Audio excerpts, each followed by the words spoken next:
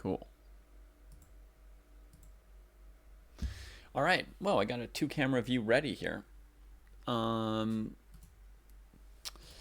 Greetings, dojoers, and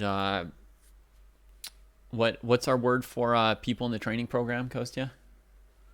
Cohorts. Uh, I call them cohorts. Cohorts. I think students is not bad. Students would work Students, too. yeah.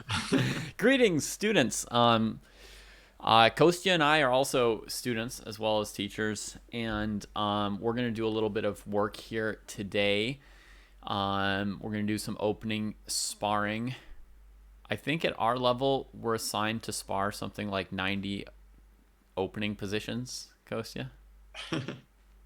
Yeah, it's a lot. Does that sound about right for Maybe less, maybe our group? like Maybe 65? It was a yeah, I big think it number. caps out at some point. Yeah, it's up there. Anyway, we're going to start. Maybe I'll keep a tally here so I can start checking stuff off for myself. I'll see how many of these we get through. I also think this is going to be cool because we're going to be starting with Jesse's aggressive repertoire, which on the one hand might be a good fit for me because I've been an aggressive player historically. On the other hand, it's almost all openings that I've never played before, Kostya. And I've played a lot of openings, yet somehow these variations are not things that I've looked at before. So Jesse's repertoire for the aggressive player includes the Bishop's opening, the Grand Prix attack, which I only started trying this past year. So never in tournaments. Just I've started practicing in some random sparring games before he came out with this repertoire, but I've really never studied it. Just played a few games. His easy French. The advanced Caro is the only line he has that I've ever played in a tournament. Oh, so he does have the advanced Caro. That's like more of a big main line then. It is a big main line, yeah. Yeah, he's got sort of the the Yugoslav style attack against the Pirts. I don't know, is there a different name for that attack against the Pirts? Yeah, perk 150 attack or 150, like an yeah, ECF rating. exactly. And what's the name of the attack against the King's Indian where they go like knight c3, knight f3? That also has a name like 100 something attack So without like c4. without C4. I've Right. heard that called the Barry attack, Uh-huh. like with bishop f4, queen d2. Right.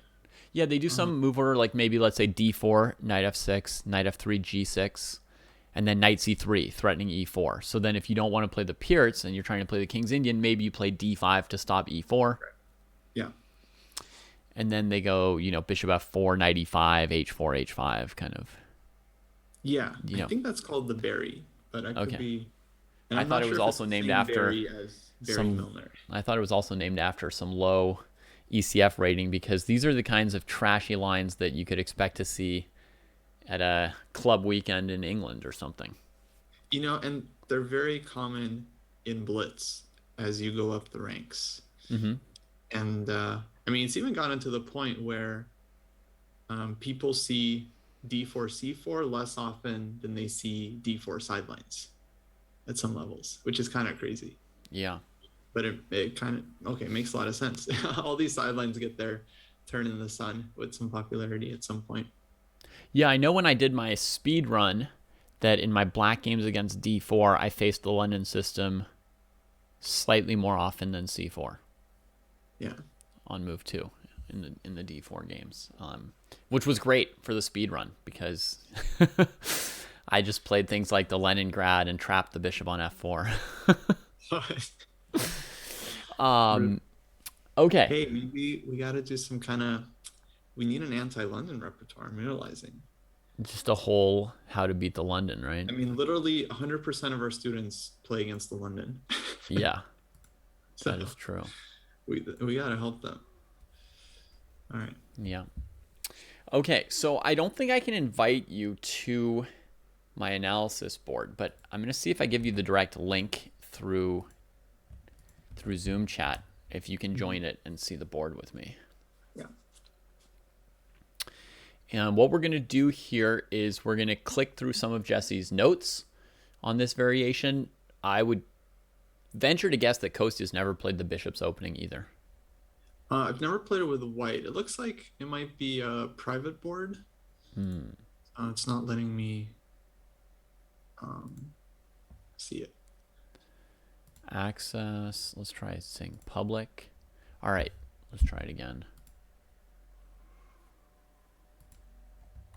There we go. Yeah. Yeah. Okay. Cool. All right. Make student. Wow. Okay, so you've got access to it. Yeah.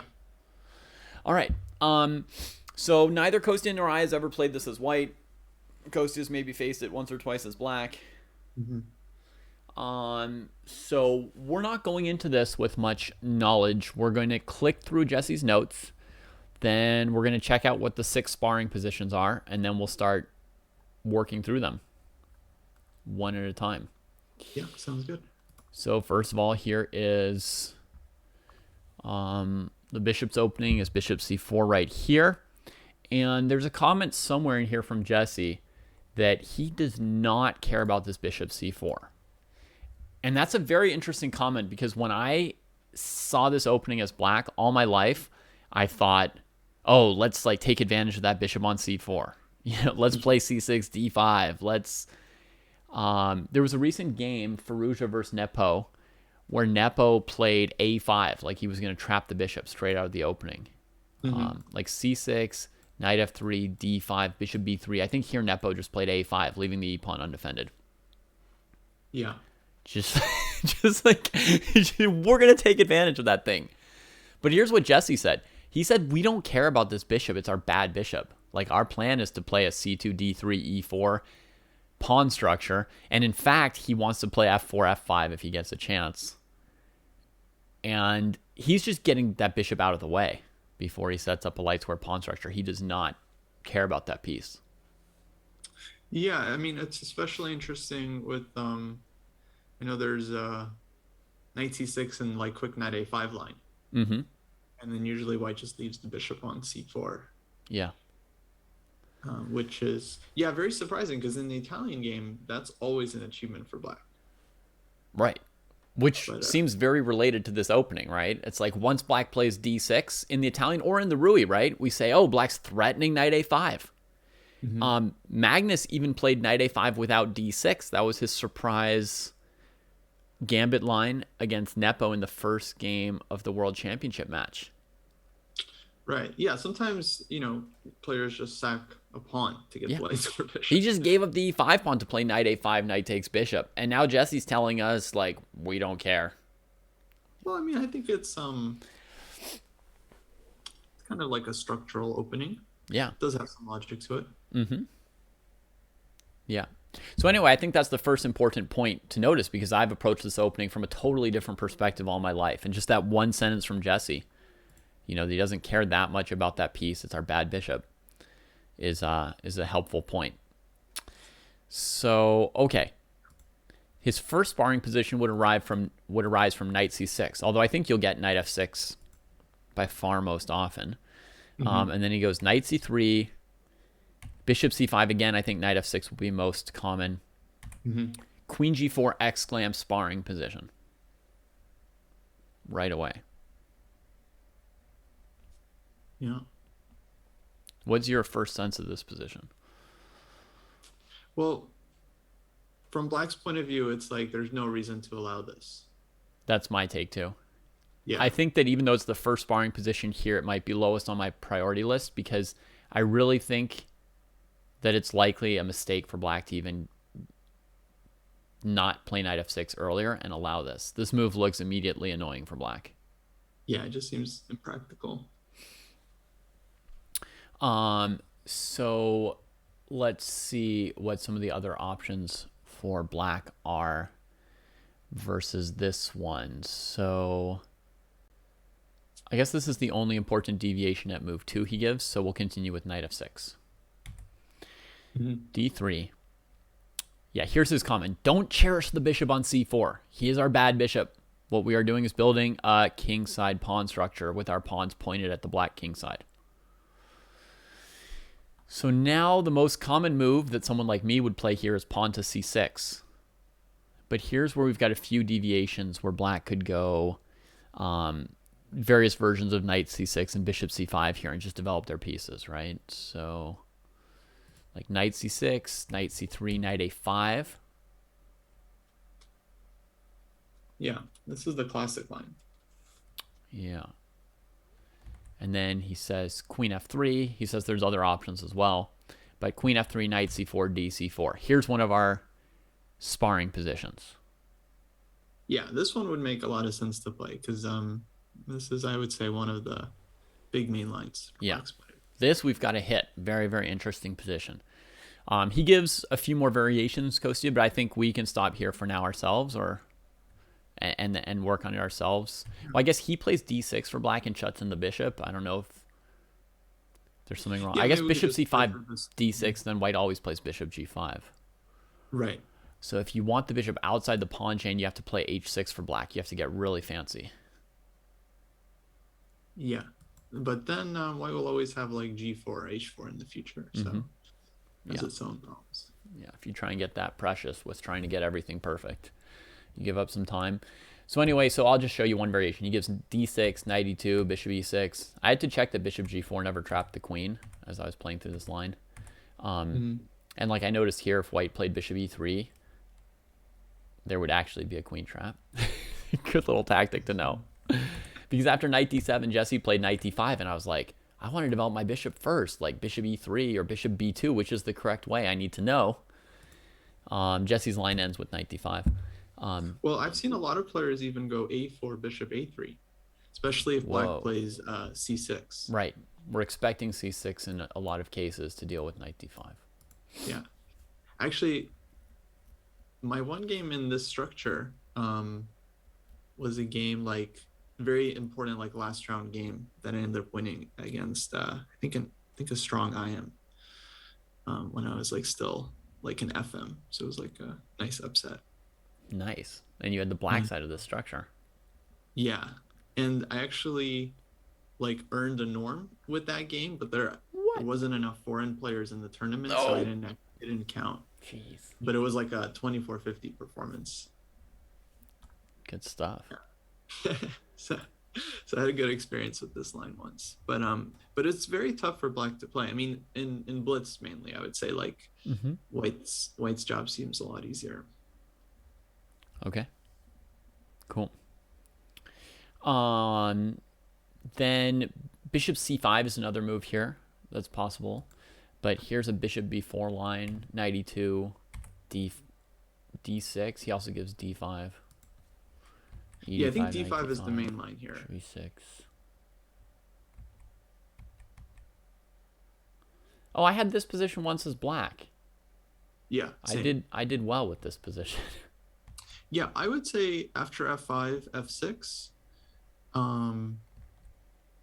that could also be a good sparring position because I would say this is one of, well, maybe for advanced players, I don't know. Lower rated players, they're going to get some of the other positions for sure. But I like, because this is what I would play personally if I had this right now.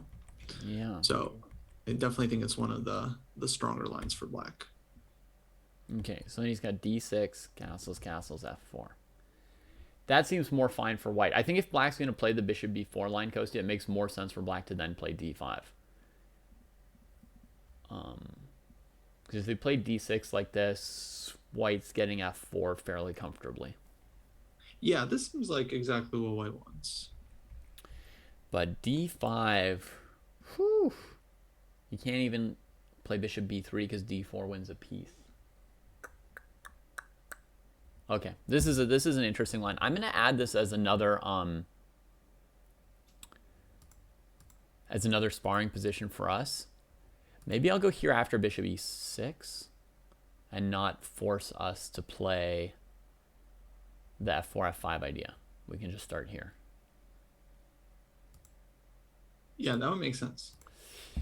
And, you know, if we think we figure out what's really going on, we could advance our sparring position to something else. But I'm going to add that for now. That's probably a good sparring position for us.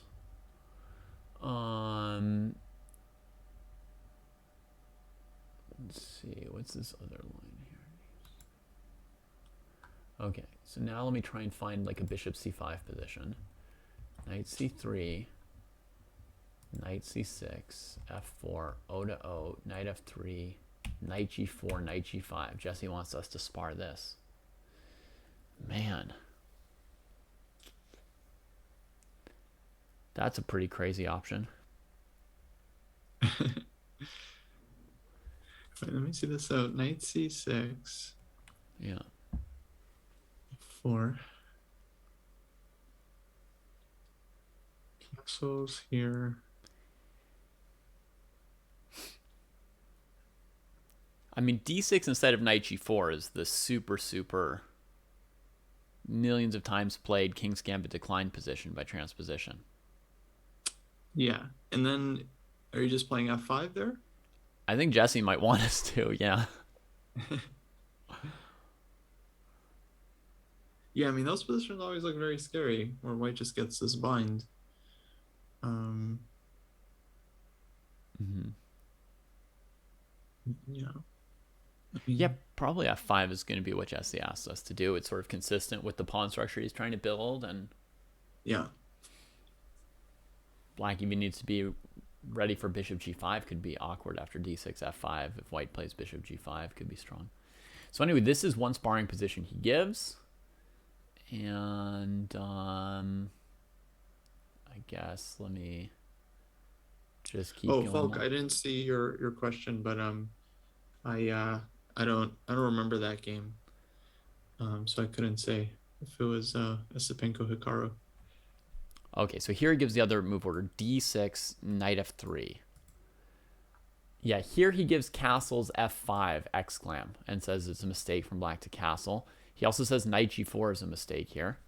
In my experience, bishop g4 is what I've faced most in this position.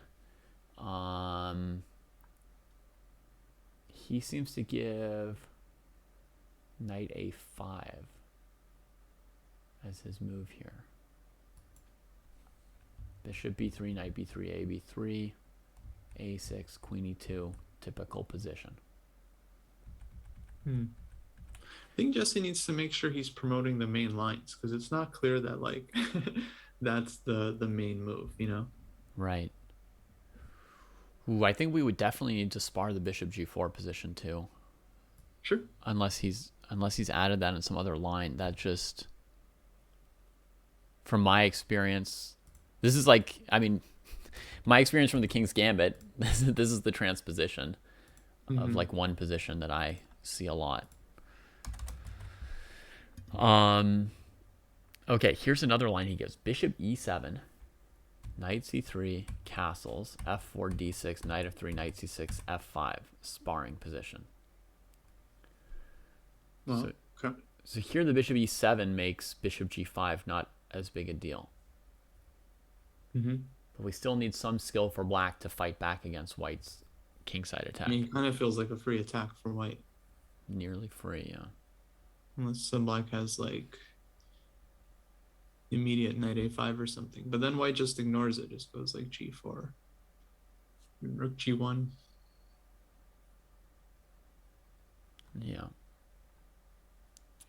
Okay, and here to his main line, bishop b3, bishop d6. He also gives bishop b4 check,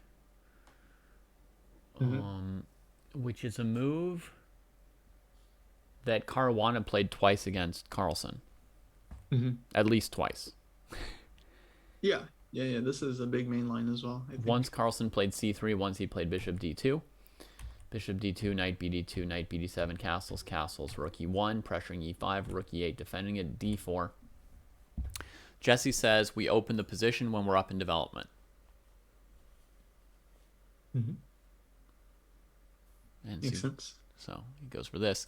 Against Nepo's a5 move, he says knight c3 exclam. Firouzja played a4 here. Right. This move is a bit of wow. There is not long analysis of this. I'm immediately calculating a4, knight a4, d4. It's messy. I guess white would play knight e5 there. Knight takes e5. I was thinking d4, d4, queen d1, king d1, knight e4, knight b6, knight f2. That was the first place Yeah, really crazy. my mind went. But Jesse's probably just planning knight e5, which looks pretty reasonable. Yeah. And he says d4 is a mistake, knight e5 wins, and that bishop b4 is interesting. Right. That's it for the a5 line. So bishop d6, knight c3, pressuring e4. If d4, you bring the white knight to g3. If de4, he plays knight g5, castles, trade the queenside knight, keep the g5 knight, and go for an attack. And then this is, I think it's the last sparring position on the list, but it's obviously like a key sparring position because it's the main line sparring position. Yeah. By the way, this sparring positions idea is actually brilliant because these are very like thematic positions, and you immediately just get like a ton of experience in like these structures that you're going to be playing. Yeah, it's just enough of a framework that we don't have to try every single legal move. It tells us like, hey, here are a few positions that you can go to right away. He does say that knight e4 is a positional continuation, so another move that's playable. But d4 is the sparring position he gives, and here's one example: h6, knight f7, here, here, here, here, bishop takes h6. Wow. And here he says white wins. So this is probably a warning against playing h6 in that position. Although he doesn't give h6 a question mark, but in theory, if white wins a few moves later, it feels like h6 was black's most likely. Well, let's look at this king e7 line. Okay, let me see. King e7. It's like that might be critical. Bishop e3. Because he's also saying white can also make a draw with an attack. Yeah, I mean, this is a cool sparring position too. Black king's just exposed, and I feel like at first blush, this looks plausible for white. The material investment's pretty minor if you consider black's king position and development. Yeah, it seems like this would be harder for black to play. Yeah. So I would guess that h6 is a little bit of a mistake. He gives one other variation here, which is bishop b4, c3, queen d1, king d1, here. And an episode of Endgame Sensei. Plus equals. But it's the kind of plus equals that feels like it could evaporate very quickly, right? Yeah. Very, very prone to evaporation. Accurate move. But, it could also be trickier than it looks like for black, right? Because you're going to need to defend the e5 pawn at some point soon. You don't have f6 available, and the c8 bishop lacks a developing move. Yeah, and true. Actually, white's king can help a little bit in the center. There might be a sneaky idea to play bishop g4, and if white plays f3, then they can't play knight f3 and bother you on e5. So maybe on bishop g4, white plays king c2 in order to play h3. Yeah. I don't know. Maybe there's a reason white has an advantage here. Yeah. No, I mean, for sure. I think this knight f3 idea is kind of annoying. I'm going to clip that position just in case as an alternate sparring position. Or additional.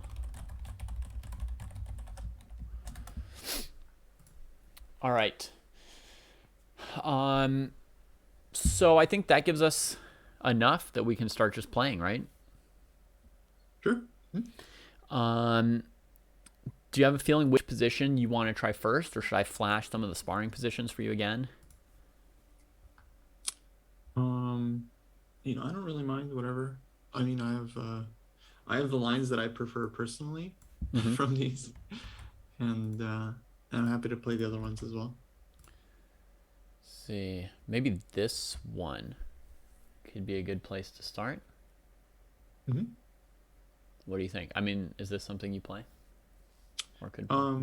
Yeah, definitely. Sure. So you want to play both sides of it? Yeah. Yeah. So do you know the moves to get here? I think I do. Uh, yeah. Okay. So we'll just play it out from normal positions. Um, Yeah, sounds good. okay.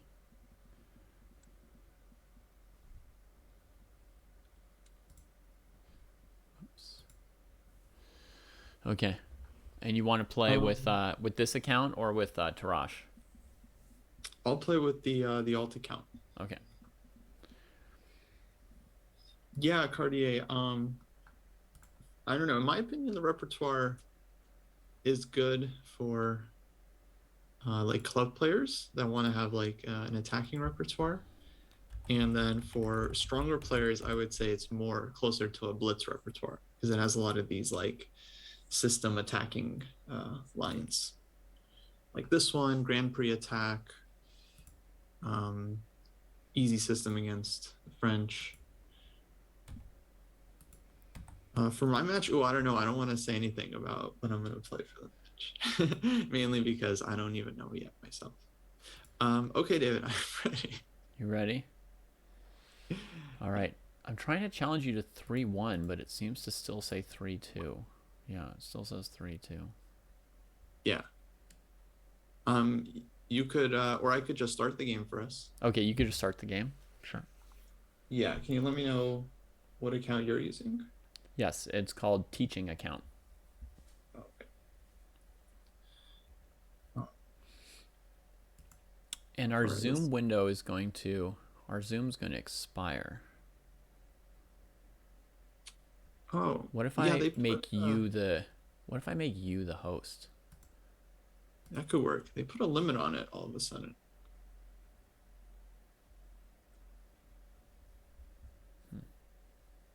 Seth, we can't. Well, I mean, this is Jesse's repertoire. Um, and in fact, I think it'd be a great idea for David to do a King's Gambit repertoire if he wanted to. Um, but yeah, this is Jesse's rep, so he's just not a fan. I'm not a fan either. Um, yeah, logic. So I believe the recommended sparring time for the openings is something like 15 plus 30. So rapid chess with a 30-second increment because that kind of matches like tournament increment controls. We're just going to be playing blitz because we're also prepping for our upcoming blitz matches. In general, all the sparrings they give you what time control to use, right? There's like a recommendation, Yeah, with all the sparring guides, right? There's like suggested time controls there, so you which can is find that different all. for openings, middle games, and end games. The time controls will be. Yeah, for the end games, it's shorter because you're usually going to have less time by that point. Yeah. Oh right, let me set up the challenge. Yeah.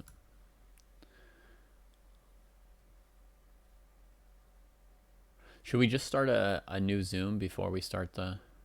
Oh right. You want to do 3-1, yeah? Yes, that's one of the time controls we'll have to play soon, right? Yeah. Um, yeah, I can just start a new one. Okay.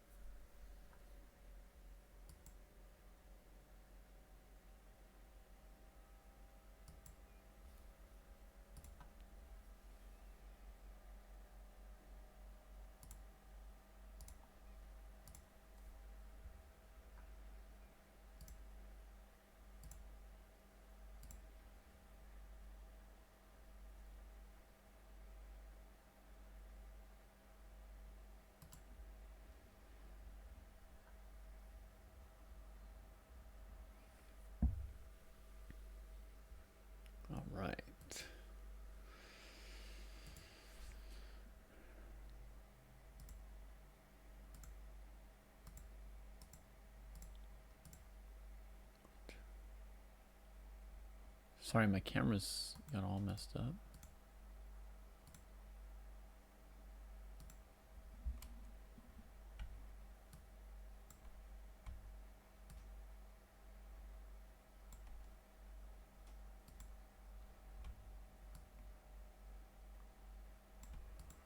Okay, perfect. All right. I'm ready. Smurf. Okay. Here we go. Start the game.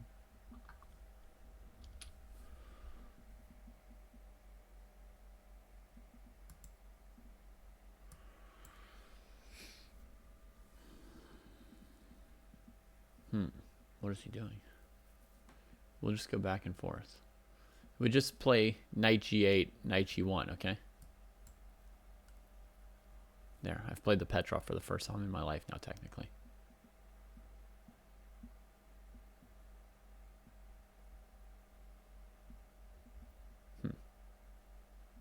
This is... He needs to play knight g1.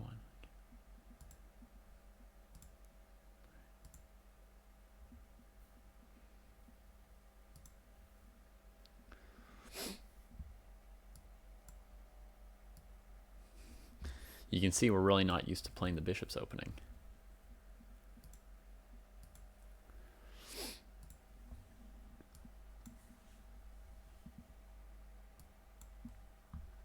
All right, I figured it out. He's supposed to play the knight a5 line here, I think.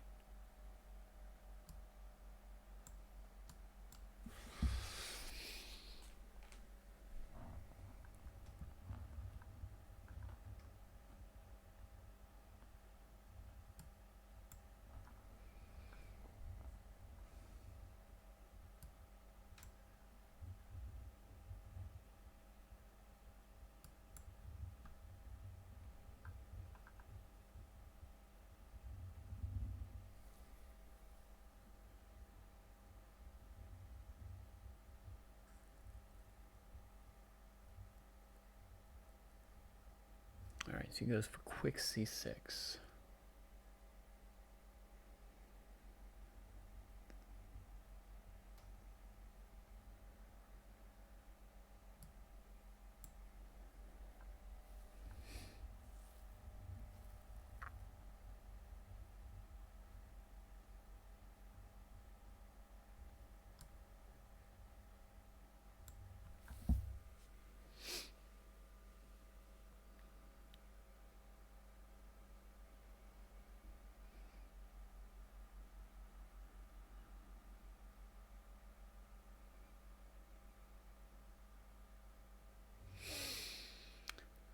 All right, so I'm being flexible about my c1 bishop.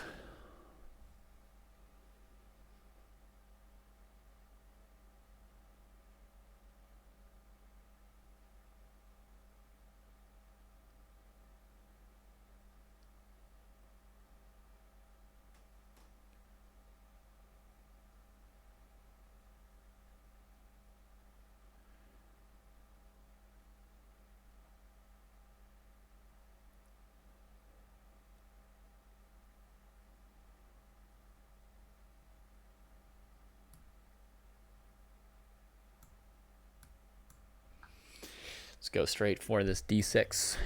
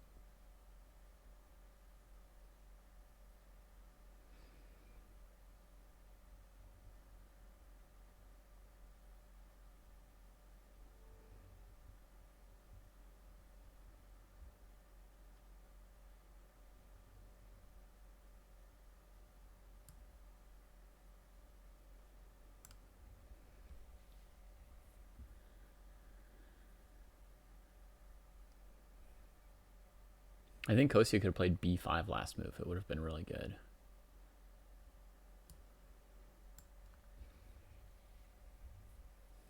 I think he missed a couple little tactical details that would have been bad for me.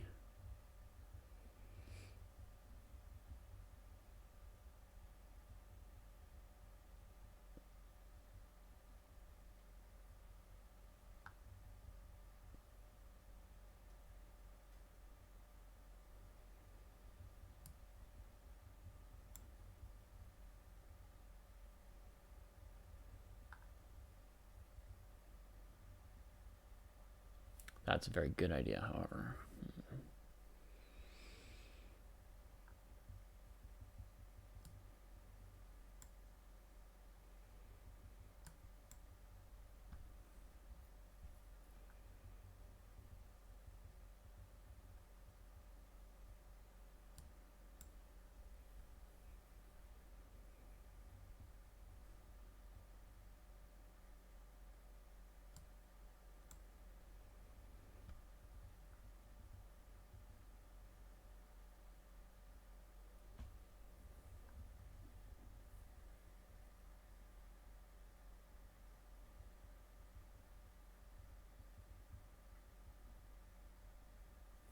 Threatening rook g7.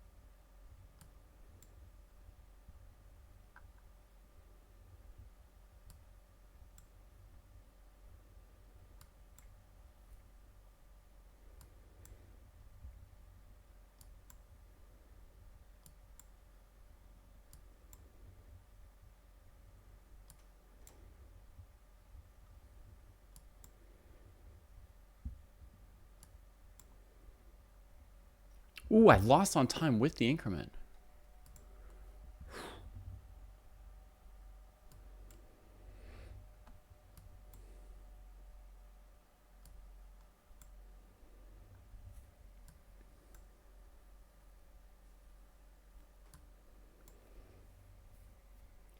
Well, that there just now was an attack that I've never pulled off before with the double rook lift, and it did work out.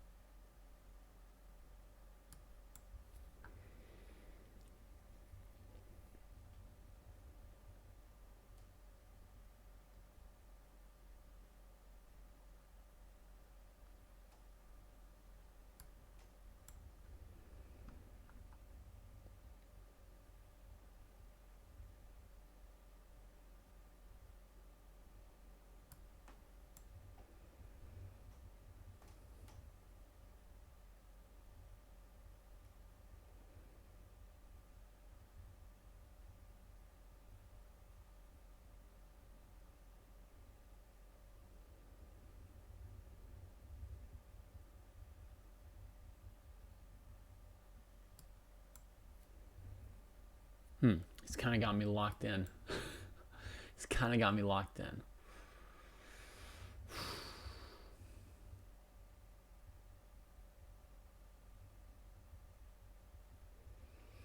My attempted wiggles are too obvious.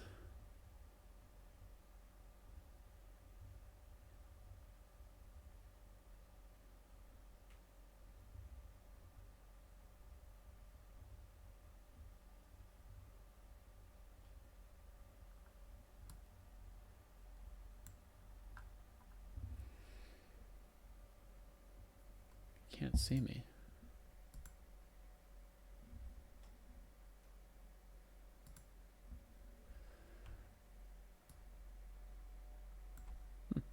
I was hidden.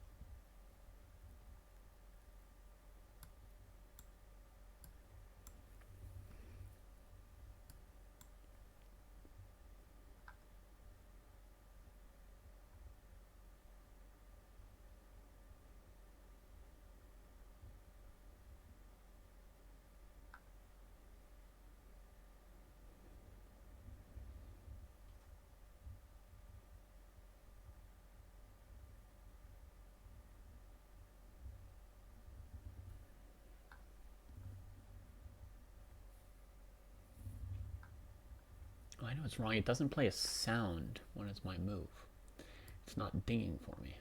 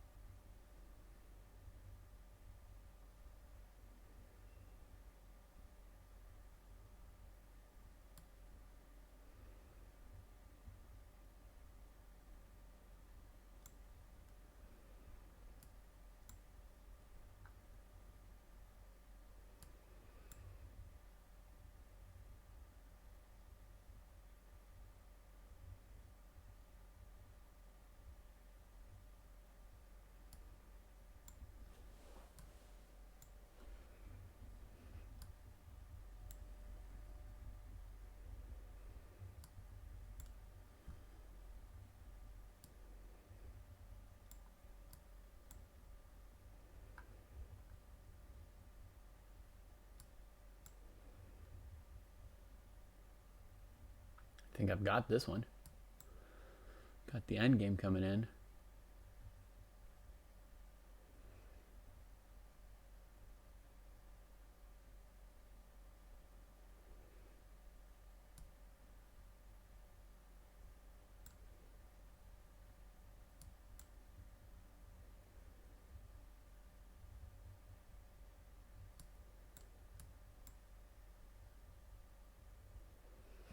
All right.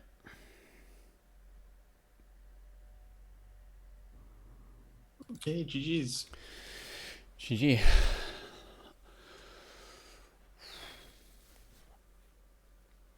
Do you want to go to another sparring position or get another 2 in on this one? Uh, Up to you. What do you want to do? I could use another pair here. Sure. All right. Hit rematch. Yeah.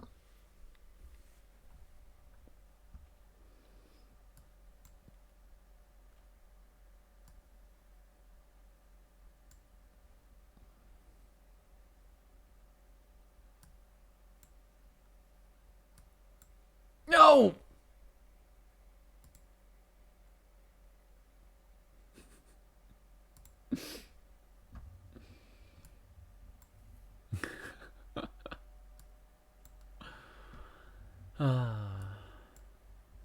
I should have played knight c3 there. It's hard to even remember what you're doing.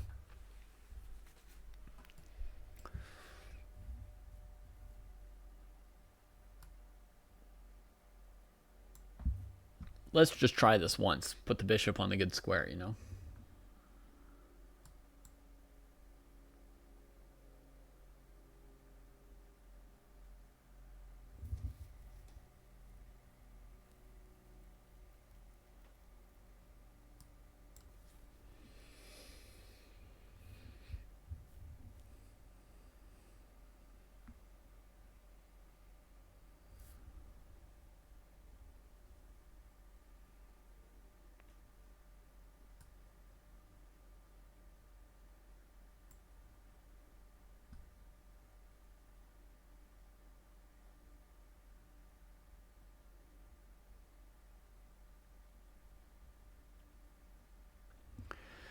Taking on c4 is part of our sparring position, Holly. But interesting to know that there are moves other than knight c4 that I should maybe be looking at.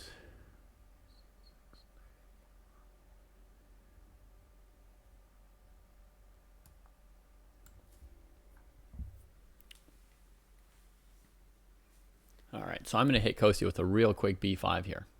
Heck, I could have played b5 last move.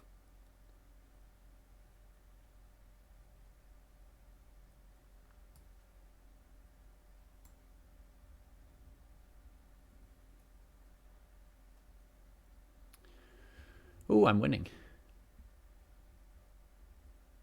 Already winning.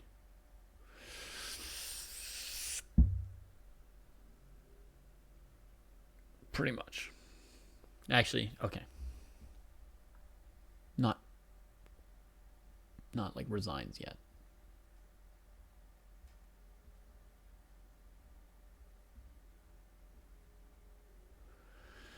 Not resigns yet. He can trade on b5 and play a3. Or some other move I didn't see coming. Whoa. Look at that. Ah, what a move.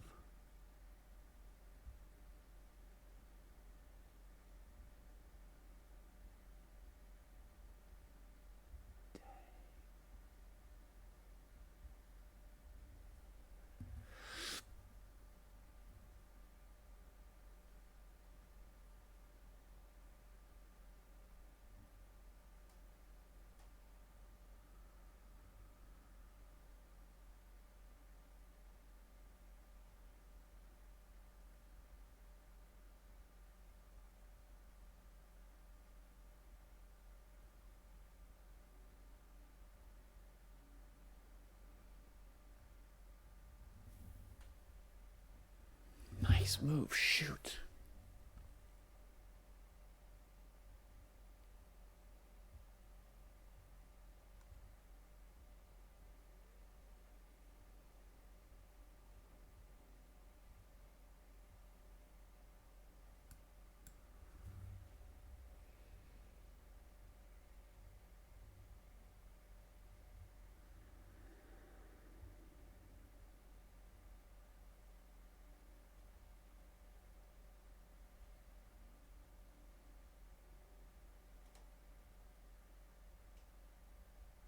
Wow. That was an amazing move. Flipped the position on its head for me.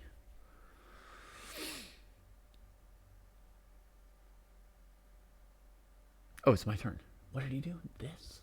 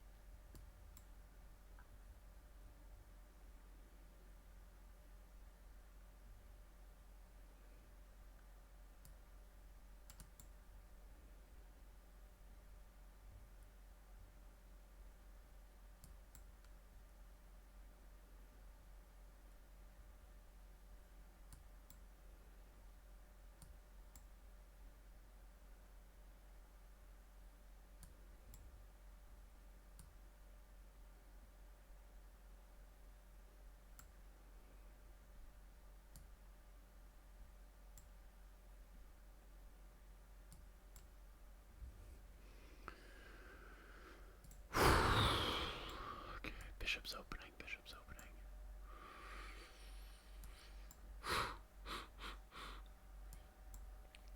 That was quite a battle. Oh man. Epic. Epic opening struggle there.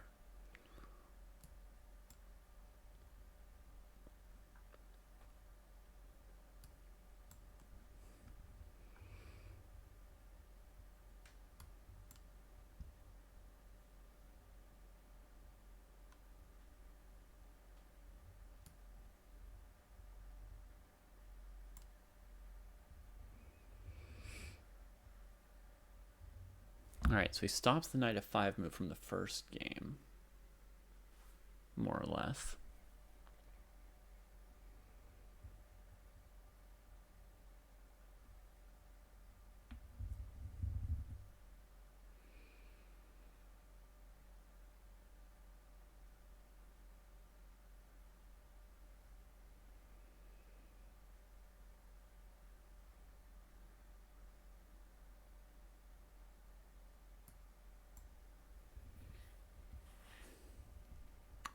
I have to stop d5 somehow.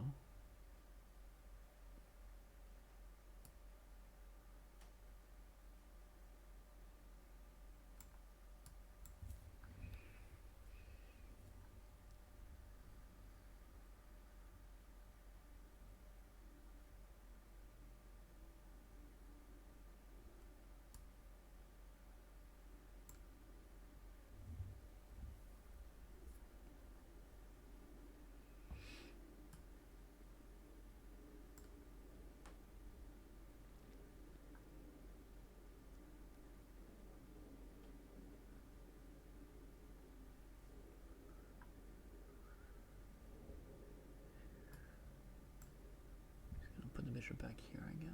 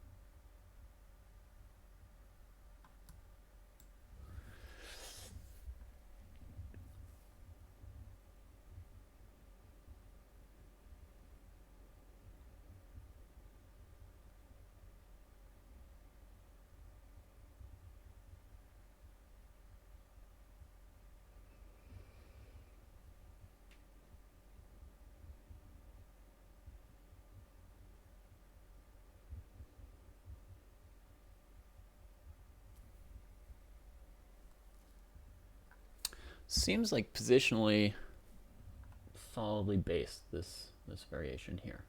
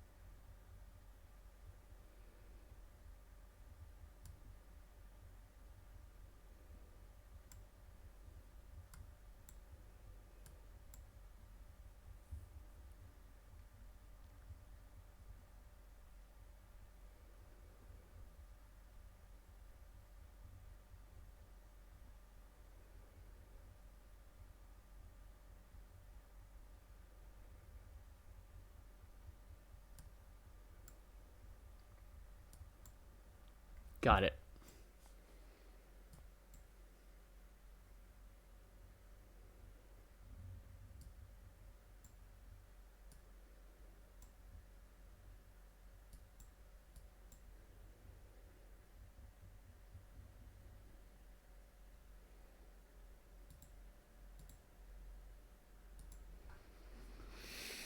Dang. Nice endgame. What's that? Nice endgame. Thank you. I wonder if I should have played c5, but I think you're always keeping something, right? c5, Yeah. a5. If you play c5, I play a5, and I have b4 as a pawn break. Yeah. Yeah. Yeah. Okay. Yeah, h5 g5 was a cool try because, I mean, probably the endgame's lost and we only have a few seconds and it wasn't Right. clear what to do about it. Yeah. Because, yeah, I mean, I could also just play f3 and hold the g4 square and wait to try to win on the queen side because I can eventually play, like, I don't know, a5, knight c3, knight a4, knight c5. Like, I've got a very nice queen side. I don't know if I should have taken the battle on the king side. Right. Yeah, I'm not sure. But I thought it would let you trade once on g4 and then play f5 and just reduce a lot of pawns. Hmm.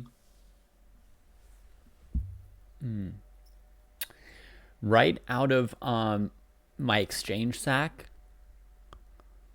I think you should play rook d2. Oh, really?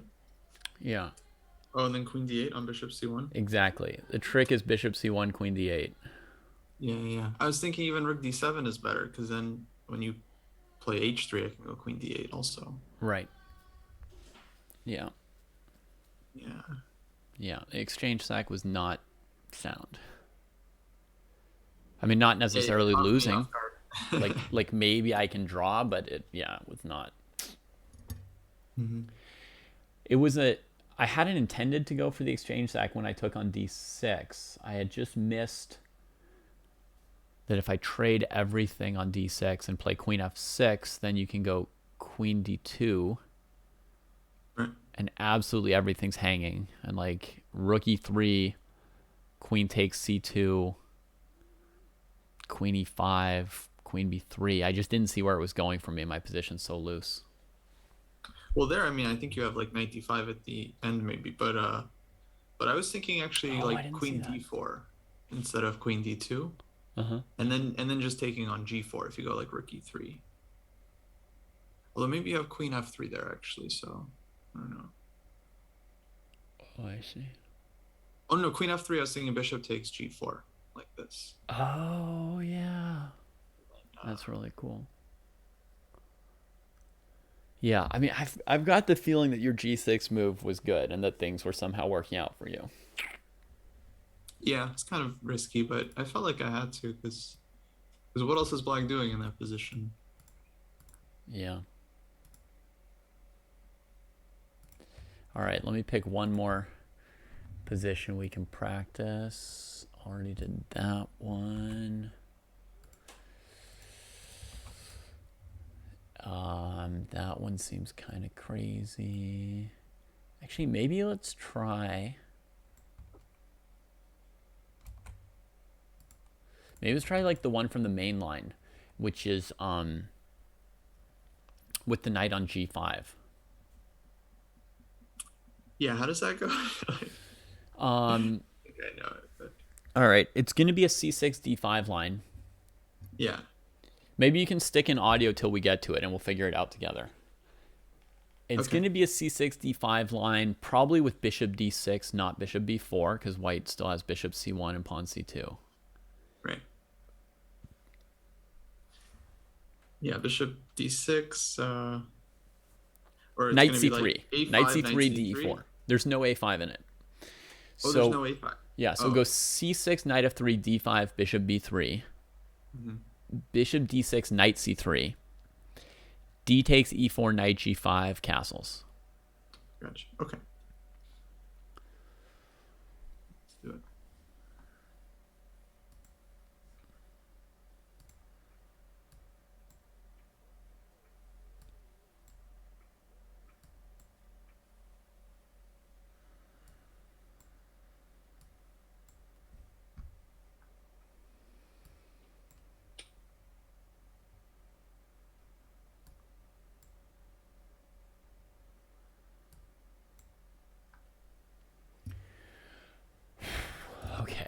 This position looks a little bit scary for black, I gotta say, after what we just saw.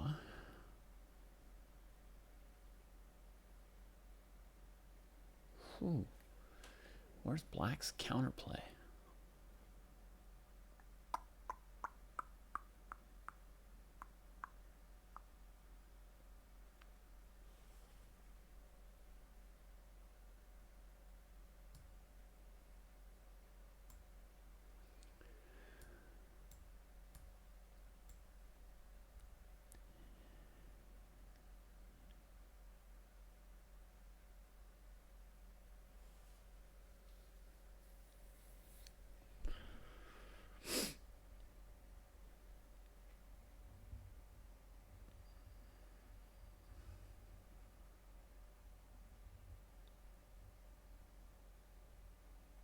Oh, Kostya with the aggressive move for the aggressive repertoire.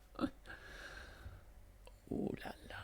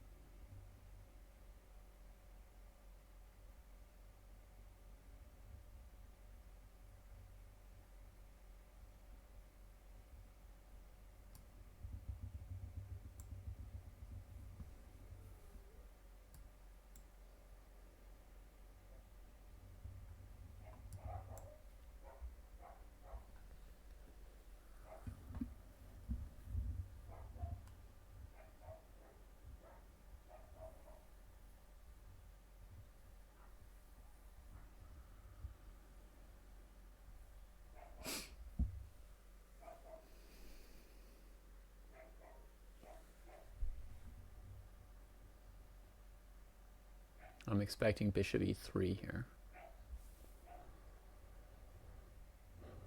And then takes, knight d7, rook d1, knight c5. No.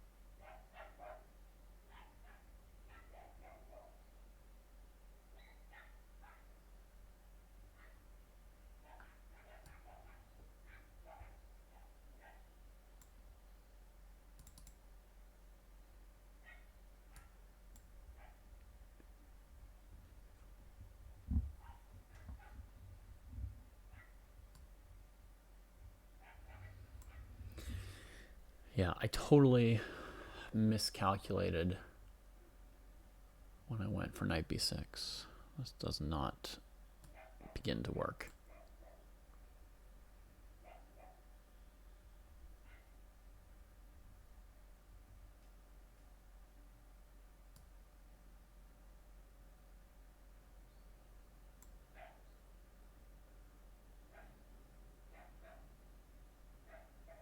Oh, I've got a cool trap.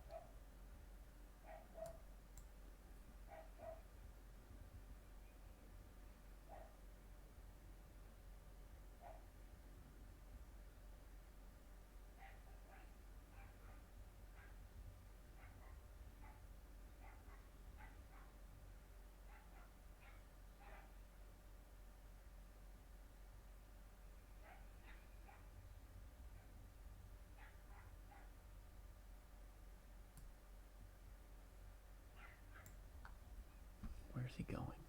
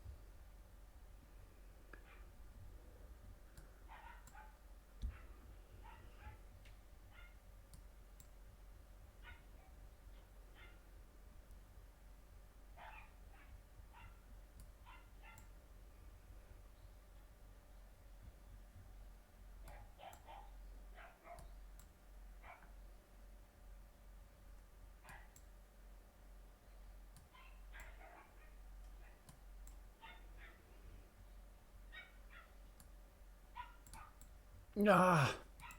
Okay.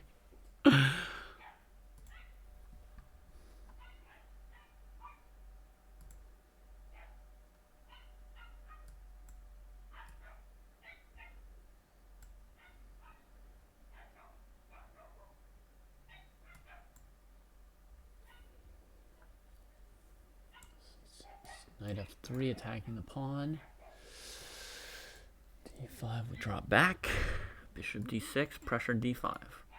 Hit those pawns on that big center. Knight g5 and knight ce4 with a small edge for white. That's my current thesis. That this position here looks kind of nice for white. It's my first impressions.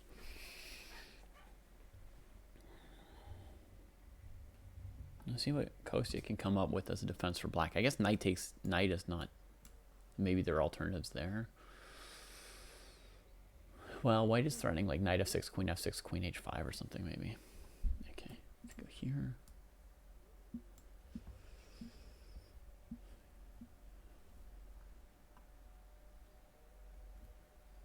Oh, and here he said bishop e3. Jesse did, right? Which also looks good. Clean developing move. I tried bishop c5. I think bishop c5 looked all right, but then I played a little too greedily.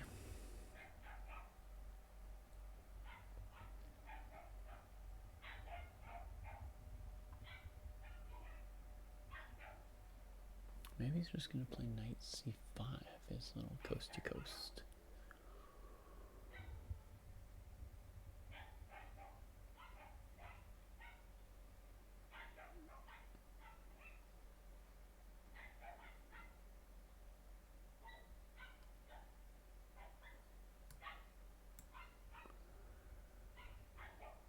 Oh no.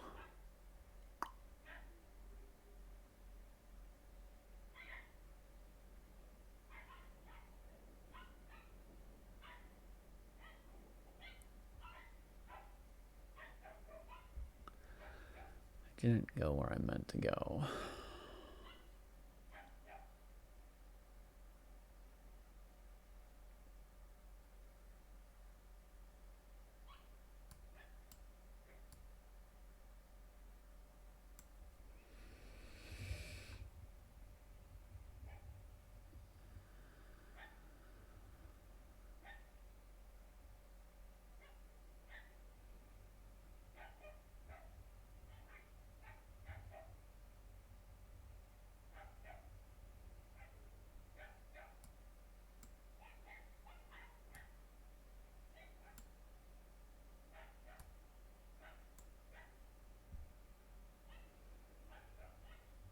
Oh, b6 too. Shoot.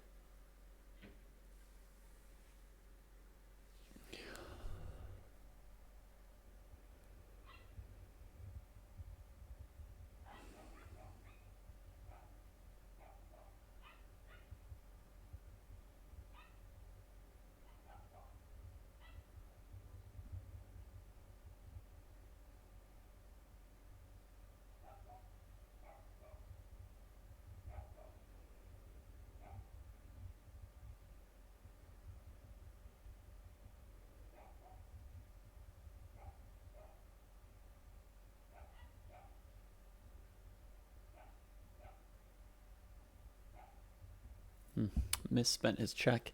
He should have played g6 last move, I guess.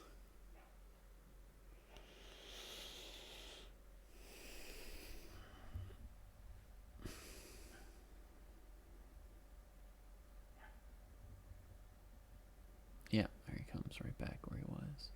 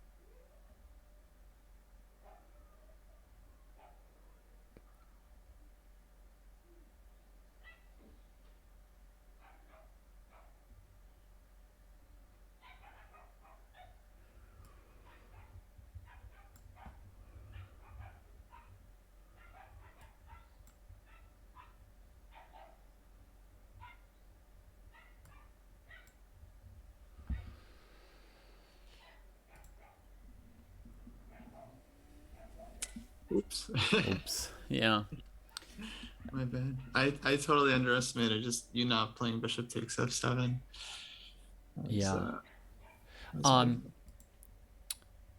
Yeah, you forced me into the knight f7, but I think it's good for white. But from a theoretical perspective, I think that instead of h6, you can play bishop e7. Yeah, that was actually And the original plan. then I think Then it I goes noticed like knight f3, bishop g4, draw agreed. right. Yeah. So if I want to try this idea, I need to try it with the king on c2 instead of e2 and leave the f2 pawn hanging. But I don't know. But still, bishop e7 is going to be the answer. Maybe you can play h4 or something. Well, then I'll play knight f3 and take on e5. But knight f3, I can go bishop f6. Okay. Yeah, then I sort of double rooks on the d file there. Yeah. Yeah, maybe. Maybe not much. I don't know. Your knight d7, c5 seemed good, so I tried. Yeah, it seems. I tried to solid. just trade the knight. It seemed like a good plan. Right. All right. Couple more from there? Sure.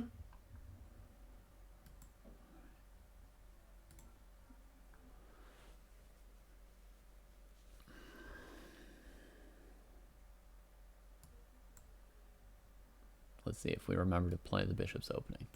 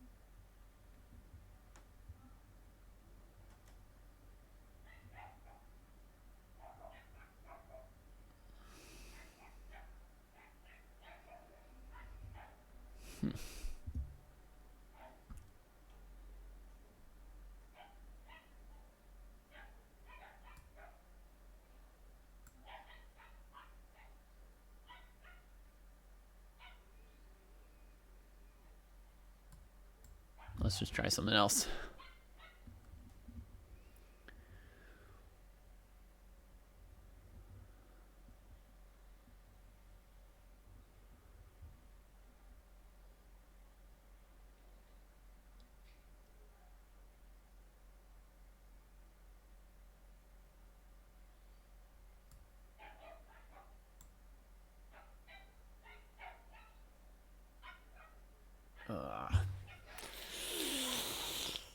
That's good, Kostya. That's good. That's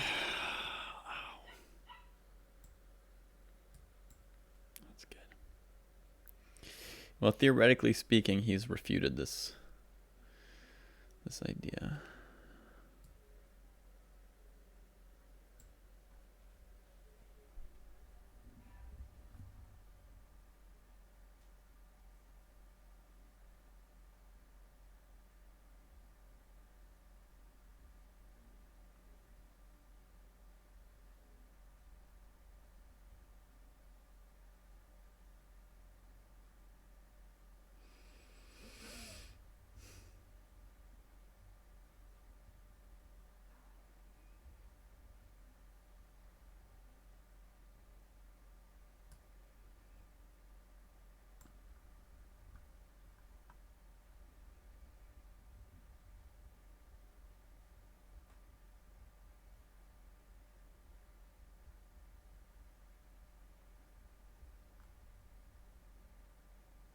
He's going to trap my rook with bishop e7.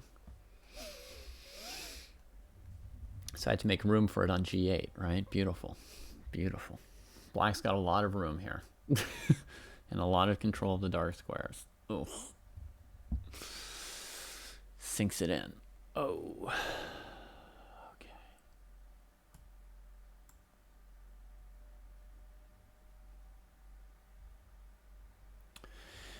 Kostya's definitely playing the aggressive repertoire aggressively.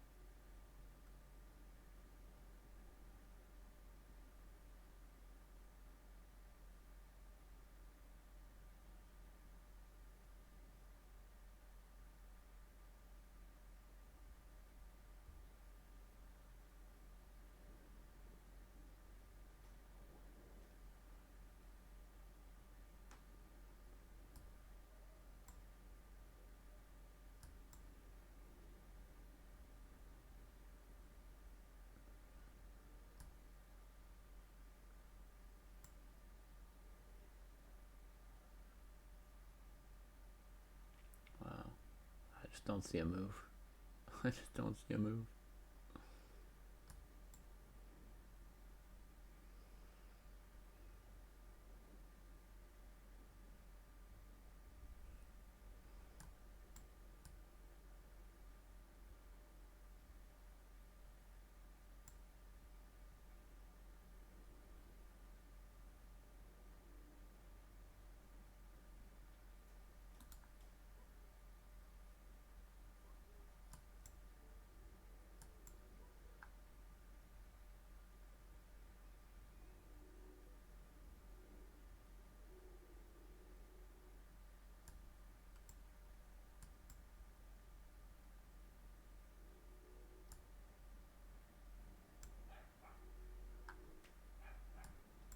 No! Mouse slipped over.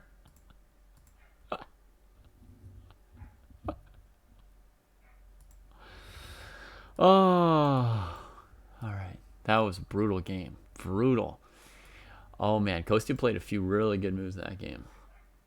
Aich, aich, aich, aich, aich.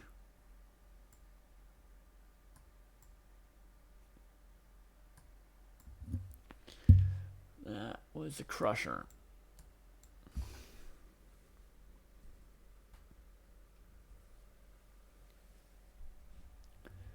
Knight takes e5 probably knows.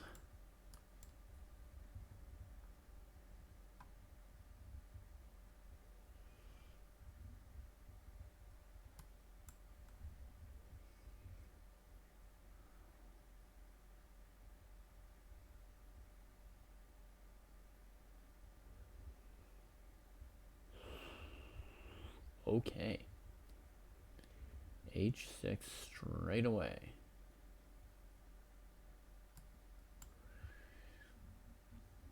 What'll he do here? What does Coasty Coast want? Just the little bishop.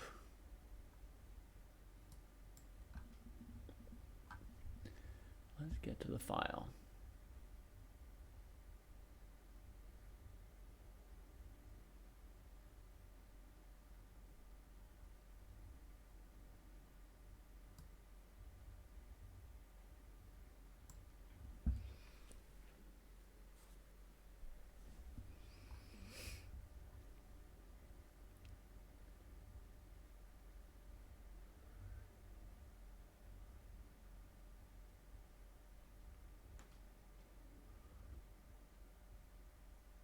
Should I play a move that really signals what I'm up to?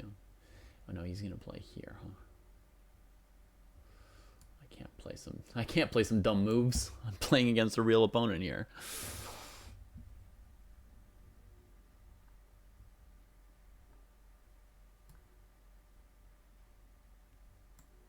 Let's not let him play the move he really wants.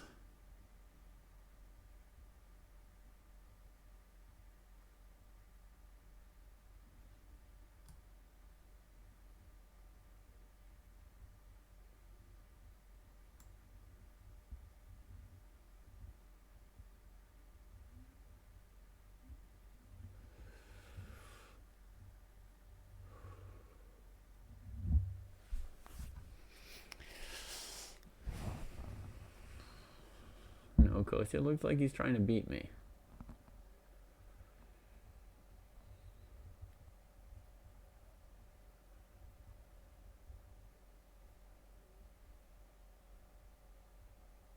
Ugh. Good move again.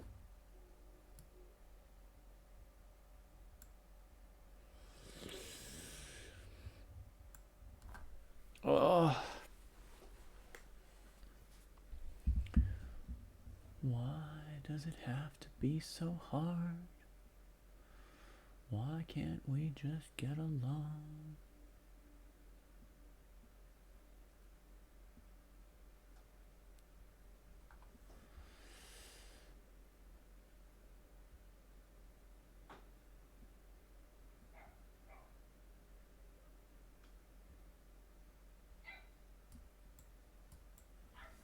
Let's go. Gotta do something while the rook's on a8. Otherwise, what are we playing chess for?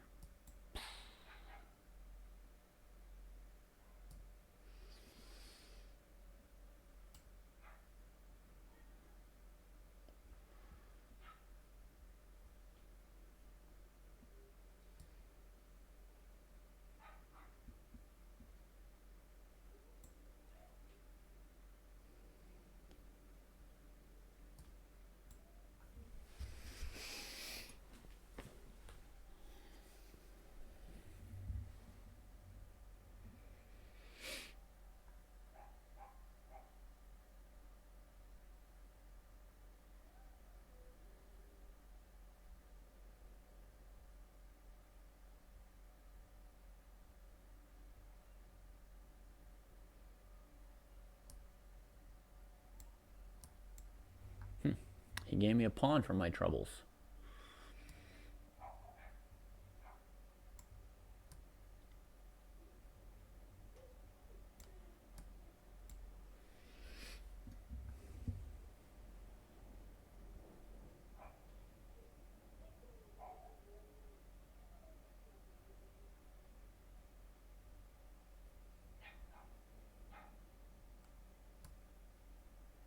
Ooh.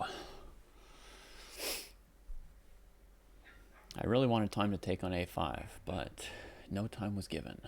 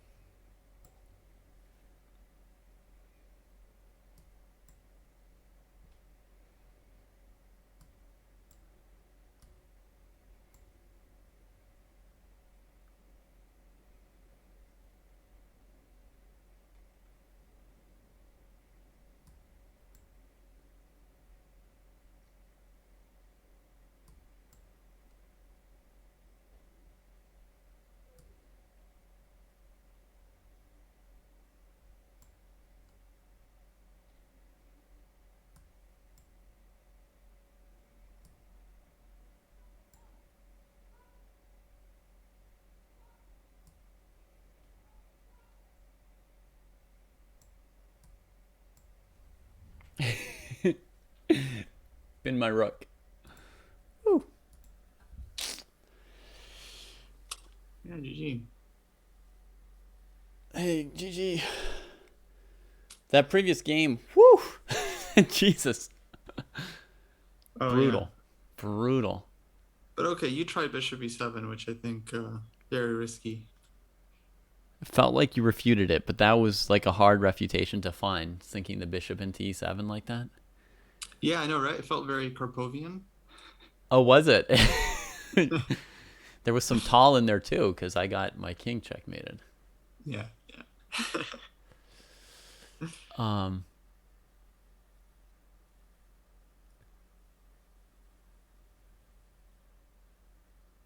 yeah. Um, well, that game, I think h5, h6, h7 was a pretty cool idea. Yeah, that was actually annoying because I kind of like wanted this open H file, but then I wasn't in time. Yeah. Yeah, I knight guess. a6, c7, e6.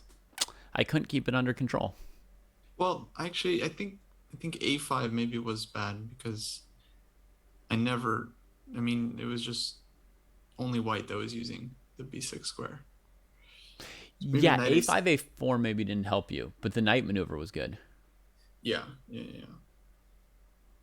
But I could have put the knight on C7 and then maybe play like bishop E6 for example or something like that. You thought I would play bishop e6? No, I could play knight C7 Mm-hmm. and then play bishop E6 myself because Right. the pawn on A7 there's no bishop B6. Yeah. Although the one thing I'm realizing is I was so afraid of letting you play bishop e6 without the doubled pawns, but I could trade and play rook d7. Mm-hmm. It might not be much, but I don't have to avoid it as if you were threatening pawn takes queen, like it might just be that my advantage is tiny, but I have to let you do that. Yeah. Yeah. Cool. I feel like we're learning this opening really fast. Yeah, getting some good experience, like what's kind of good to avoid and some of the tricks for sure. Yeah. Our very first game in the knights in the d takes c4 structures when I was white, Yeah. um I think you had like two tactical opportunities just in the opening that I sort of like noticed after playing. So that was like useful patterns just to pick up. Oh, really? Yeah, one was I had played bishop a3 with the pawn still on a2, right? Mm-hmm. And I think there was some moment where you could just play b5, and it was strong because the bishop on a3 was hanging on the a file, something like that. Oh, right, right. Yeah, I was thinking about this B5. Somehow I decided to save it, but Yeah. Yeah, there was a yeah. moment like pretty early on where I thought you could just play it. And another tactical point was I tried avoiding playing h3. And so at some point I played rook d1 allowing bishop g4. And you could have played bishop g4. Oh, yeah. Oops. Like my trick was to play knight d5 in response, Hmm. because your queen was on e7. Right. But you can play knight takes knight, queen takes g4, and like knight f4 or something. It was playable for you. Like basically Yeah, I feel like the knight here is yeah. quite nice against the bishop, Yeah, actually. basically I didn't have anything at all Yeah, yeah. if you went for bishop g4 there. So now I'm kind of feeling like white always has to pay the h3 tax if they want to put a rook on d1. Yeah, H3 and A4 too, I think, is useful. A2, a4 also, yeah. Mhm. Yeah. So those are both like tactics that I allowed, but they sort of told me like, hey, you have to play these positional moves that I was trying to save on. Mhm. And I guess you played queen d7 in your second time because you decided not to allow the quick knight f5. Yeah, Is but that then right? I forgot that the rook is coming to d1 at some point, so not sure if it's such a great square. I feel like the queen really belongs on c7. I mean, actually, I was I thought quite you. fine with the position I got in the Yeah. first game. Okay. Um, I just didn't want to repeat it, you know. Okay. I thought the first game you were like minutely worse because after the knight on g3 trades for the bishop on e7, the dark squared bishop's a little bit better than the light squared bishop attacking d6. And then at some point you play c5 to take pressure off d6. But I think white's always a little bit better. Yeah, maybe. I don't know. During the game, I honestly didn't mind that much, but okay, of course I fell under a pretty strong attack, but somehow I Mm-hmm. felt like shouldn't be too bad. I liked your position in the second game better, where your queen d7, stop knight f5, you got time for rook a d8, rook fe8, bishop f8, you kept your bishop pair, and Yeah, then play queen c7 when you needed to. yeah. In I fact, maybe felt worth it. right. Yeah, yeah, maybe. Because tactics aside, I liked my position in the first game.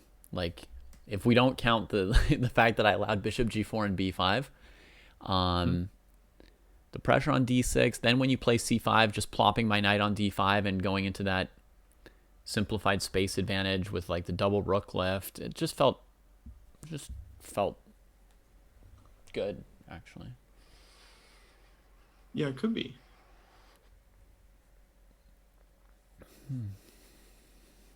Okay. Well, I think that's my sparring time for today. Thanks so much, Kostya. Yeah, yeah, yeah. It was fun. I've been blitzing all day. You've been blitzing all day? Well, I had a yeah. We played a bit with Jesse earlier too. Okay. So it was good to get some more practice in. Cool. So Jesse's got a match Thursday and you've got a match Friday, Yeah, and I've got a match at some point. right. So yeah, we're just trying to get a hang of this 1 second increment. Mm-hmm. Yeah. Yeah. I think I flagged once or twice with the 1 second increment, so it's definitely not enough for me. Um, Yeah, I would I would say like that's definitely worth practicing because if you flag in just kind of like equal positions, then that'll just be worth so many points. Or I mean, if you just flag in positions where you're not lost, just dead lost, really, yeah. it's worth a lot of games. Yeah, I mean, I'm sure I could play out, king and queen against king or something like that, and I think maybe like a king and pawn ending I could play out. But anything with one or two pieces on the board, the 1 second increment's not quite enough for me. Yeah. Like that game, you devastated me, and I went to like a three pawn down endgame. Hmm. I mouse slipped rook f3 when I wanted to play rook f4, but if for example the margin there had been one pawn instead of three, I would have probably lost on time anyway, because or mouse slipped or something. Like I couldn't quite play that position. Yeah. No, I mean, I think the 1 second increment is really tough if the position is still complicated or has any kind of complexity to it, then yeah, I would expect the flag even in like an equal position, Yeah, if it's just easier for one side to play. right. If it's complicated enough that you can't hover your mouse over the piece, you're gonna have to move. Yeah, I think it's yeah, and from a practical sense, it's just super super tough. So I think the main thing is just to like as much as you can try to avoid getting like Mm-hmm. under 10 seconds. Yeah. Like when you get to 10, that basically has to be like your I'm about to flag zone. You just start whipping out moves. But it's weird, Mm-hmm. sometimes like these players they okay, they get to like I don't know 3 4 seconds and they start just bulleting out moves and they work their way up back to like 10 11 seconds Mm-hmm. and then they actually have a chance to like calculate for a second or two and like Yeah. sometimes you have to readjust the other way. You have to like learn to slow down also Slow once down you've again if it goes back up. once you yeah, built up some time because then it could be like I mean like yeah when I'm watching these matches there's suddenly like a crucial moment but then okay, both players are now just in bullet mode and just trying to play as fast as possible. Yeah. But yeah, it seems like it's all about the clock. A lot of Okay. times. Yeah. Well, we had some games that had logical conclusions or sort of showed the Yeah, positions. I thought your technique was pretty good actually for the most part. So, so that's good. It's you have to have that confidence that you can convert an endgame with like, just 3-4 seconds. Mm-hmm. Yeah, I guess the good positions I didn't suffer as much when I was low on time as like equal or bad positions. Yeah. Cool. All right. Anything else on our channel today, or should I say goodbye to chat?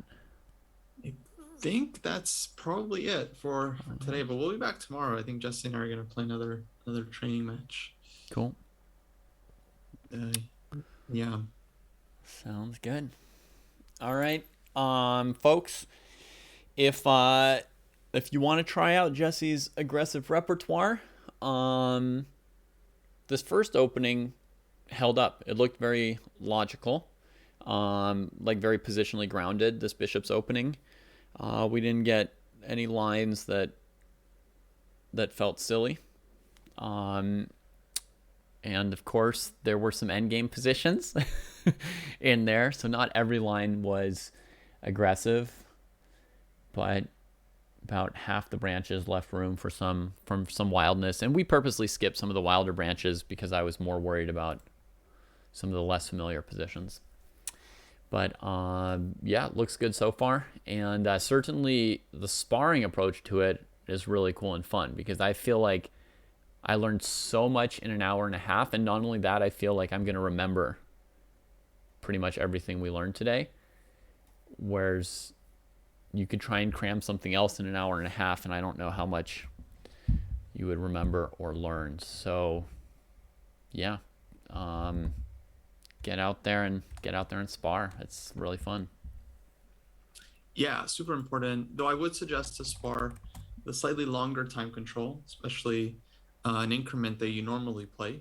For Mm-hmm. us, we're doing the 1 second increment because of our upcoming blitz matches. But otherwise, we'd be playing like 15 plus 30, 15, 10, something like this. So Yeah, definitely.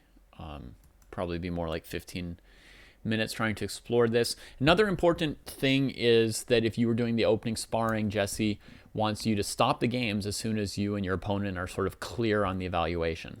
You're like, okay, this obviously was like winning for white, or this obviously black just got an equal position, no problem. You can get in more reps by sort of agreeing to end the games early sometimes, since Kosi and I are sort of dual training for the opening and training for our blitz matches.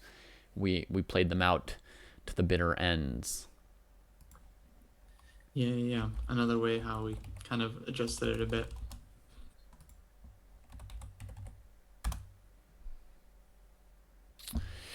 All right. See you all tomorrow.